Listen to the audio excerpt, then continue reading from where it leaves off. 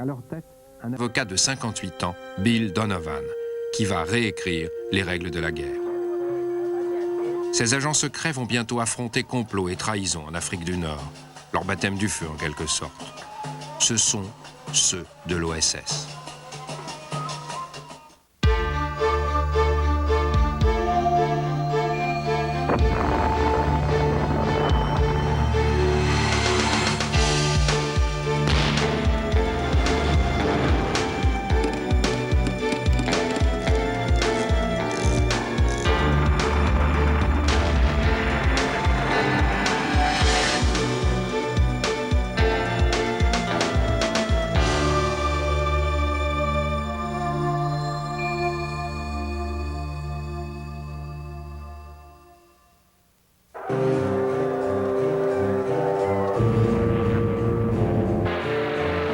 Été 1940. Tandis que la bataille d'Angleterre fait rage, un émissaire secret du président des États-Unis arrive à Londres.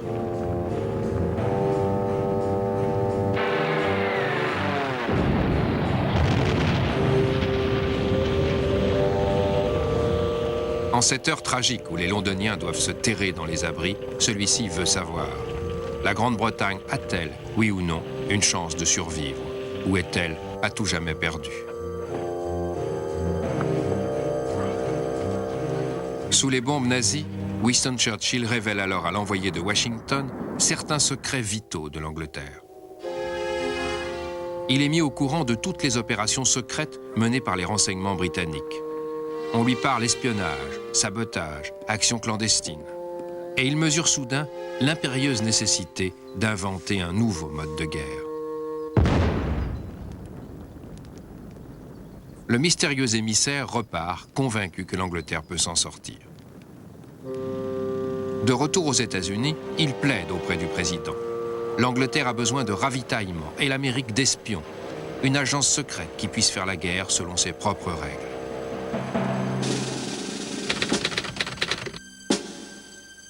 Nom, William Donovan, âge 58 ans.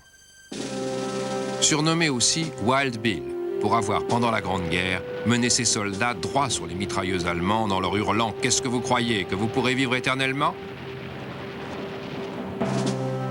Ces faits d'armes lui ont valu la médaille d'honneur du Congrès. Et il est devenu par la suite un avocat extrêmement réputé. C'est donc un homme influent qui recommande aujourd'hui que l'Amérique se prépare activement à la guerre.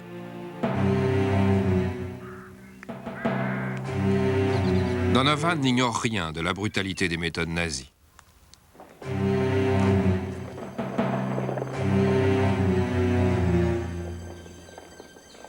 Un ennemi implacable qui n'hésite pas à utiliser torture et exécution pour imposer sa loi. Face à un tel ennemi, il faut se donner les moyens d'agir. Il réclame donc la création d'une agence capable de relever ce défi. Le président Roosevelt donne son accord et crée l'OSS, le Bureau des services stratégiques. Et c'est bien sûr Donovan qui dirigera l'OSS, avec le panache qui a caractérisé toute sa vie.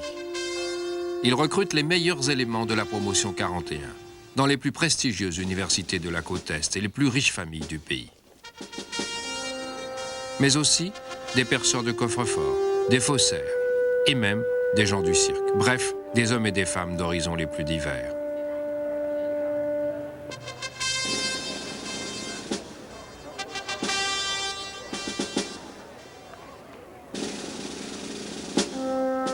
Dans son équipe, il y a aussi John Ford, le grand réalisateur hollywoodien, dont la caméra saisira des images sur le terrain. Un membre des Red Sox, Moe Bird, un diplômé de l'université de Princeton qui parle 11 langues. Sterling Hayden, l'acteur de cinéma qui troquera sa vie devant la caméra pour l'action derrière la ligne yougoslave. Et même un futur cordon bleu de Smith College du nom de Julia Child, qui sera envoyé en Chine. Ces agents, encore novices, vont être formés à l'art de l'espionnage, comme le montre ce film de l'OSS. From the moment of their induction, the identities of the recruits remain a carefully guarded secret, which explains the use of masks in this film. From whence they came, or for what perilous mission they're being prepared, is the concern of nobody at camp. Ils sont placés dans des situations difficiles pour tester leur sang-froid sous le feu de l'ennemi.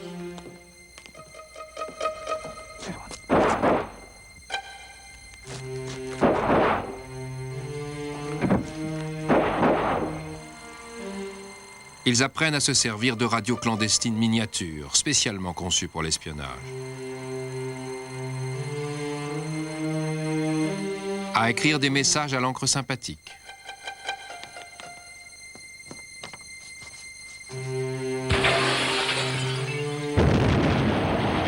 À maîtriser l'art du sabotage. Ils deviennent maîtres déguisement, apprenant comment de subtils changements de tenue ou d'attitude peuvent radicalement modifier une apparence. Ils apprennent à se fondre dans leur environnement de manière qu'aucun de leurs gestes, aucune de leurs paroles ou de leur tenue ne les trahisse. Et enfin, ils apprennent à tuer, à main nue, dans des combats où les règles de la guerre ne sont plus respectées.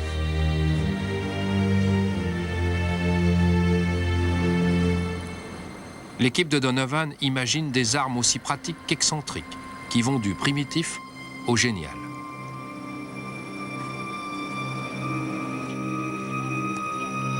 Il y a Tante Marie, un explosif que l'on mélange comme une pâte à gâteau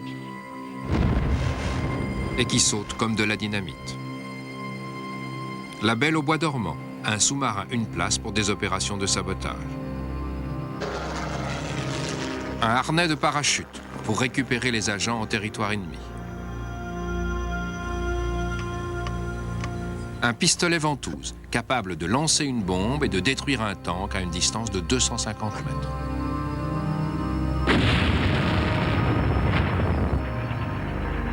Ou le Casey Jones, un appareil explosif sophistiqué pour faire sauter les trains et couper les lignes de ravitaillement. L'OSS peut faire face à n'importe quel ennemi, sauf à ceux qu'il rencontre à Washington.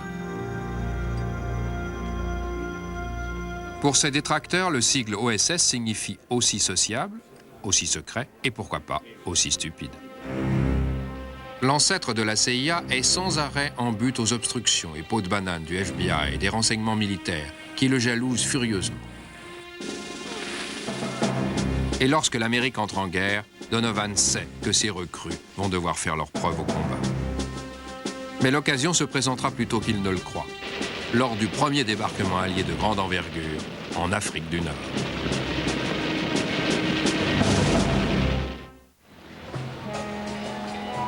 Tanger, 1942.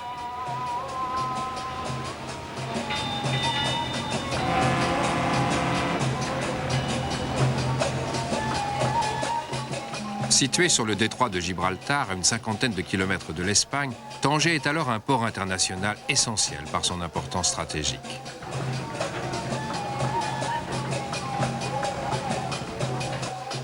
C'est aussi le paradis des trafiquants, des voleurs et autres laissés pour compte de tout pays. Ces cafés regorgent d'informateurs et d'espions. On compte autant de saboteurs et d'agents doubles que de marchands arabes vendant couvertures multicolores et nourriture exotique. C'est dans cette Mecque du complot et de la trahison que Wild Bill Donovan envoie son premier agent clandestin.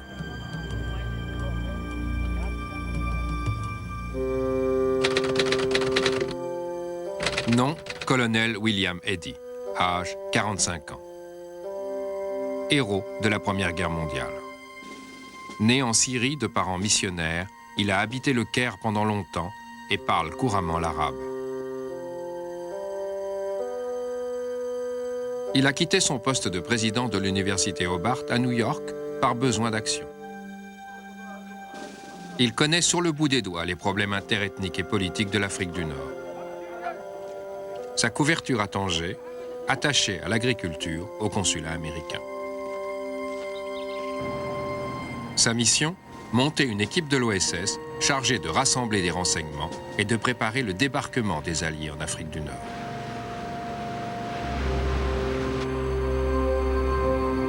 Une Afrique du Nord où la guerre fait rage.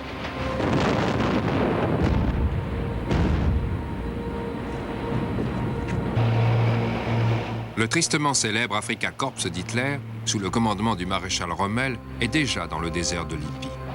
Le renard du désert livre à la 8e armée britannique un combat à mort pour le contrôle du continent africain.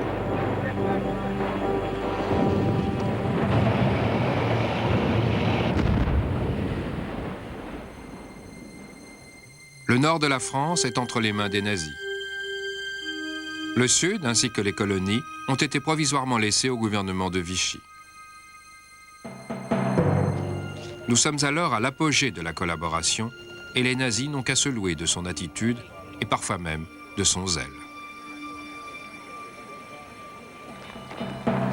L'essentiel de la marine et de l'armée française sont en Afrique du Nord. Mais beaucoup d'hommes rejettent Vichy et languent du côté de la France libre.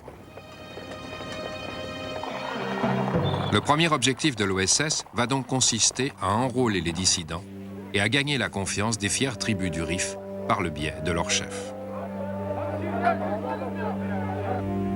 Pour cela, on met sur pied un réseau de communication à travers toute l'Afrique du Nord et le colonel Eddy établit un PC radio clandestin à Tanger. Très vite, de précieux renseignements commencent à affluer, envoyés par ses agents au Maroc, en Algérie et en Tunisie. Les quartiers généraux de l'OSS à Washington et Londres reçoivent bientôt régulièrement des informations sur les conditions des plages et des ports, sur les mouvements des troupes de l'Axe et sur les vents politiques ô combien changeants.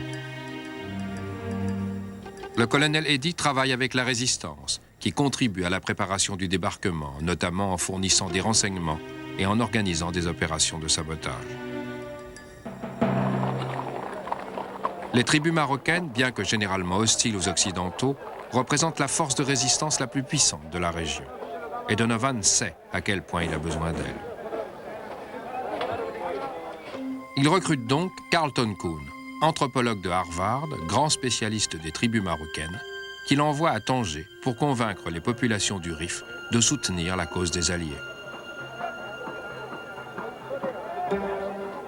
Et dans cette mystérieuse fourmilière, le professeur prend contact avec le chef de la plus puissante organisation religieuse du Maroc et en échange de 50 000 francs, lui propose de travailler pour l'OSS.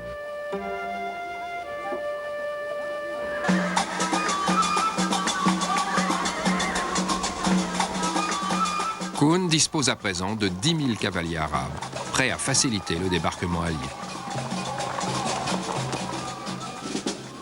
Juillet 1942. Les Alliés donnent le feu vert à l'opération Torche. L'OSS commence par armer la résistance.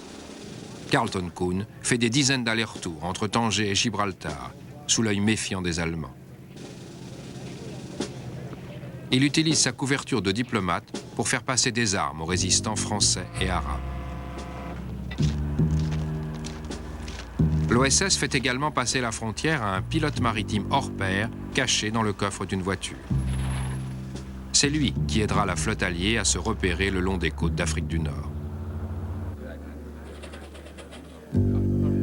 L'OSS déclenche ensuite une opération d'intoxication, destinée à faire croire aux Allemands que le débarquement allié aura lieu plus au sud, à la hauteur de Dakar, sur les côtes de l'Afrique occidentale française, alors qu'en fait, il se fera au Maroc et en Algérie.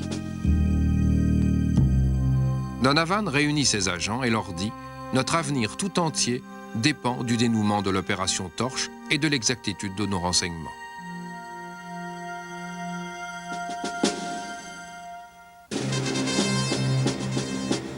8 novembre 1942.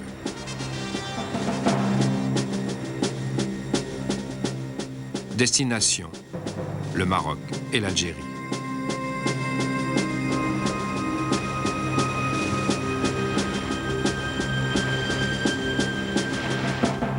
Depuis Londres, un message codé est diffusé à la BBC. Écoute, écoute. Robert arrive. C'est le signal qu'attendent les forces pro-alliées. Faisant appel à toutes ses connaissances du français, le président des États-Unis s'adresse aux populations d'Afrique du Nord.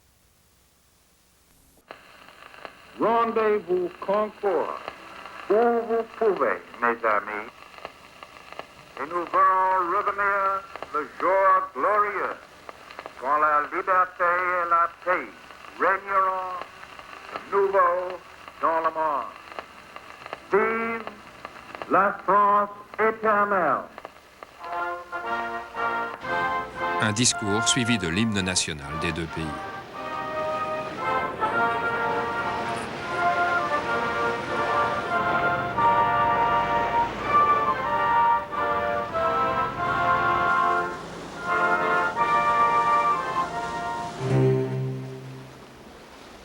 C'est maintenant à la résistance d'entrer en action. Sous la direction de l'OSS, les résistants français et arabes sabotent les lignes de téléphone et de chemin de fer et fournissent des renseignements essentiels, tandis que les premières troupes alliées débarquent.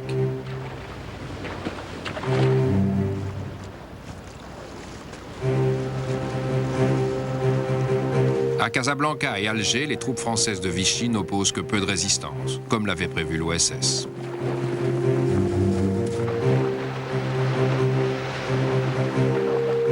Le débarquement les prend totalement par surprise.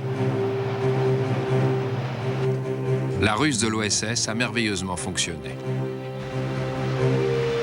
Les sous-marins et les navires de guerre allemands guettent la flotte alliée, à quelques 2400 km au sud, au large de Dakar.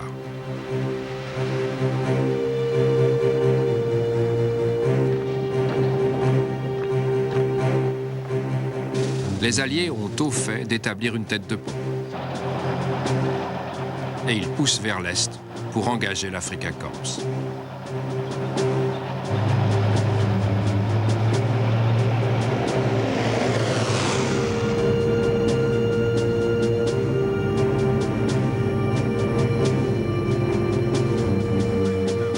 Ils s'emparent de ports et d'aérodromes clés dans toute l'Afrique du Nord et ne tardent pas à contrôler les principaux couloirs de navigation de la Méditerranée.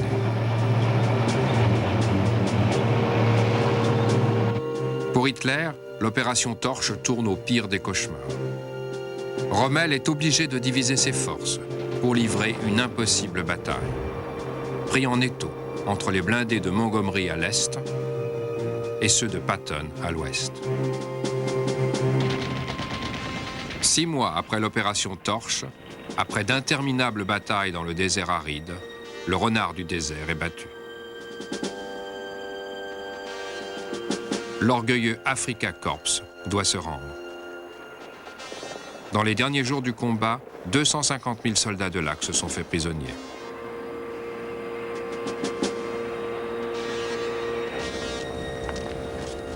Les Alliés disposent à présent d'un tremplin pour débarquer en Sicile et en Italie, le talon d'Achille de l'Europe hitlérienne.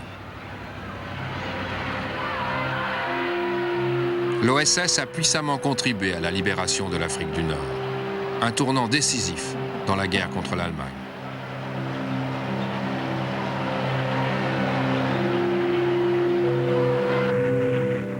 Et il va continuer à se distinguer tout au long de cette guerre. Dans les Balkans, il parviendra à récupérer plus d'1 millier de pilotes alliés abattus derrière les lignes nazies. En France, ces équipes aideront la résistance à s'armer et à s'organiser pour harceler les Allemands lors du débarquement en Normandie. En Chine et en Birmanie, ces partisans infligeront de lourdes pertes à l'armée japonaise. Pourtant, malgré ces succès, les jours de l'OSS sont comptés. Car avec la disparition du président Roosevelt, Donovan perd son plus précieux allié à Washington.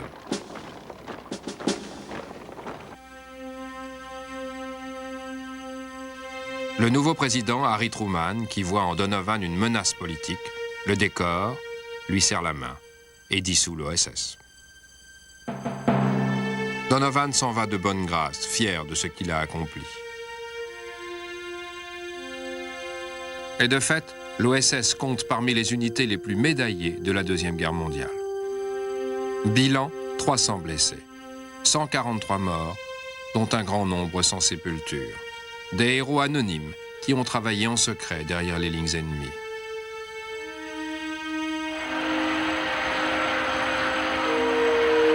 À la fin de la guerre, l'Amérique se retrouve aussi mal préparée à la paix qu'elle l'était à la guerre. Moscou. Tandis qu'ils célèbrent eux aussi la paix, les Soviétiques préparent en coulisses un nouveau mode de guerre. Froide, celle-là. William Donovan pressent ce qui va arriver. Il conseille la mise sur pied d'une grande agence d'espionnage pour le conflit qui se prépare. Et 2 ans après la dissolution de l'OSS, naît la CIA, constituée à partir d'un noyau d'anciens de l'OSS. Une véritable dynastie d'espions, née grâce à Wild Bill Donovan, un grand maître de l'espionnage américain.